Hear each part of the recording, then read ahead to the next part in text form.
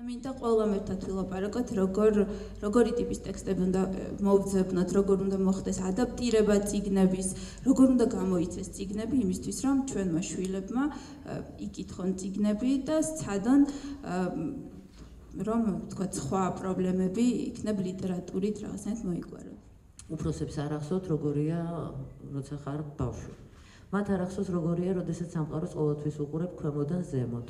გზა წიგნის სიყვარულისა გადის ოჯახზეც, სკოლაზეც, საზოგადოებაზეც და ამ საქმეში ჩვენი მწერლების როლი ძალიან დიდი და მნიშვნელოვანია.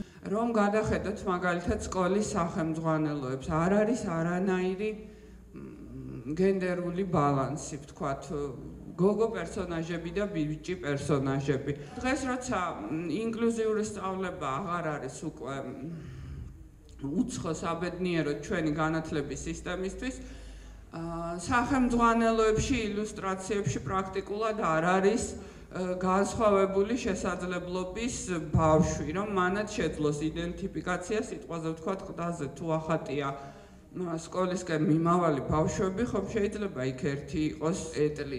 განათლება არის თემა, რომელსაც არ ყავს ლობისტი. მე მგონი ამ ქვეყანაში რაღაცნაირად არავის არაა გაცნობიერებული ის, თუ რამხელა პრობლემა არის განათლება და რამხელა პრობლემაა ის, როცა ქართველი ბავშვების წიგნიერების დონე არის ძალიან დაბალი. და დღევანდელ შეხვედრასაც, ასე ვთქვათ, მაშინ ექნება აზრი, თუ კი მწერლები იქნებიან აი ამისი ლობისტები ხელისუფლებასთან.